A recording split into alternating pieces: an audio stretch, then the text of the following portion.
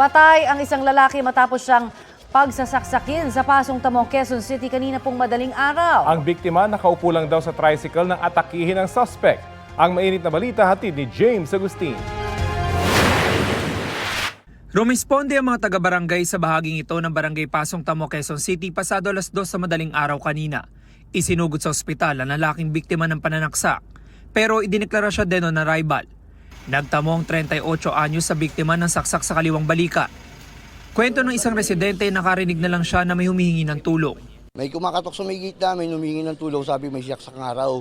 Tapos yun, pagbaba ko, nakita ko, humingi pa yung tao, pero nakabulag na nakadapa.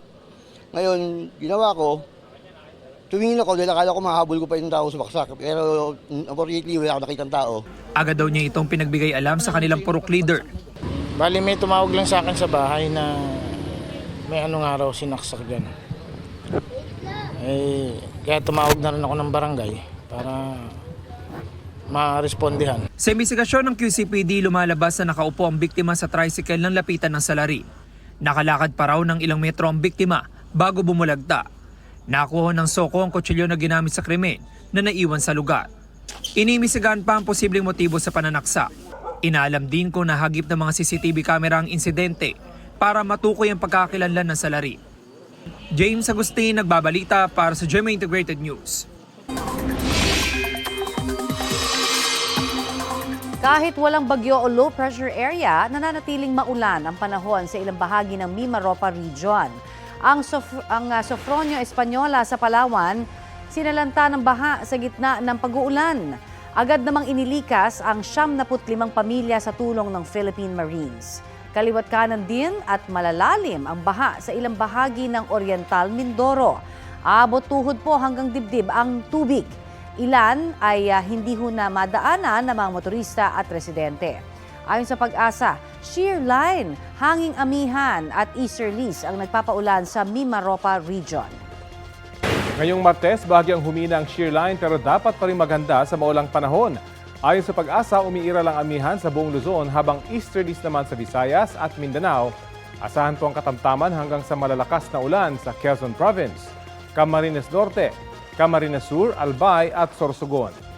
Uulanin din ang ilan pang bahagi ng bansa base po sa rainfall forecast ng Metro Weather. Posible ang heavy rain sa ilang lugar, kaya maging alerto pa rin sa banta ng baha o landslide. Mababa naman ang tsansa ng ulan dito po sa Metro Manila. Bantay bulkan po tayo, 2 beses po nagbuga ng abo ang bulkang Kanlaon kahapon. Tumagal ng mahigit 1 oras ang isa sa mga yan ayon sa PHIVOX. Umabot po sa 200 metro ang taas ng plume o usok na tinangay pa kanluran. Bukod dyan, 15 beses din nagka-volcanic earthquake sa Bulkang Kanlaon, kabilang po ang 4 na volcanic tremors. Indikasyon talaga ang mga yan na pananatili po sa alert level 3 o magmatic unrest ng bulkan. Posible pa rin po ang biglaan at malakas na pagputok kaya pinag-iingat ang mga residente sa paligid ng bulkan.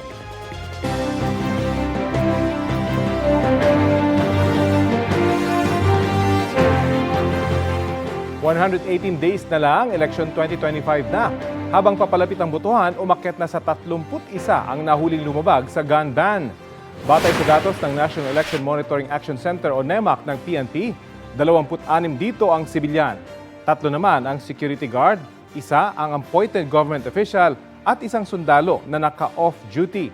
Sa kabuuan, may 80 armas na ang nasabat ng pulisya.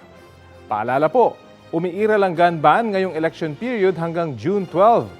Sabi ng COMELEC, pwede lang magdala ng baril habang election period ang mga kabilang sa gun ban exemption. Kabilang na ang on-duty na pulis at sundalo at ilang matataas na opisyal ng pamahalaan. Pero kailangan pa rin mag-apply para sa exemption sa COMELEC website hanggang May 28. At ngayon pong election period, uso ang mga checkpoint. Paano ba malalaman kung lehitimong police checkpoint ang mga yan? Sabi po ng PNP, dapat nakapwesto ito sa maliwanag o well-lit na lugar. 30 metro bago ito, dapat may karatulang nagsasabing checkpoint ahead. Sa mismong checkpoint, dapat makikita ang pangalan at mga contact number ng commissioned police officer, pati na ang mga election officer sa lugar. Sa pag-iinspeksyon, hindi raw dapat tutukan ng flashlight sa mata o mukha ang mga sakay ng sasakyan. Inoobserbahan din ang pagmamanman ng plain view. Ibig sabihin, hindi kailangang bumaba ng mga motorista at kailangang sakay mula sa sasakyan. Maaari lamang nilang ibaba ang bintana at buksan ang ilaw sa loob ng sasakyan. Patitigilin at pababain lang sila kapag may nakitang baril o may nakagapo sa loob ng sasakyan. Paalala po ng PNP, dapat naka-uniforme ang pulis na nagbabantay sa checkpoint.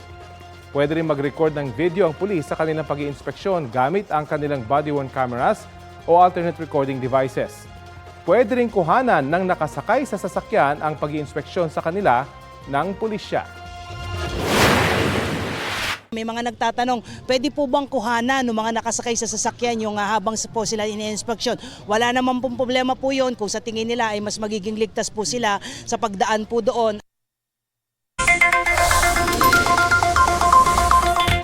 Good news naman tayo sa mga customer ng Meralco. May bawas singil po sa kuryente ngayong Enero. Halos 22 centavos ang bawas sa kada kilowatt hour. Sa mga kumukonsumo po ng 200 kilowatt hours kada buwan, halos 44 pesos ang mababawas sa inyong electricity bill. Sabi po ng Meralco, may bawas singil dahil bumaba ang generation charge o singil ng power producer.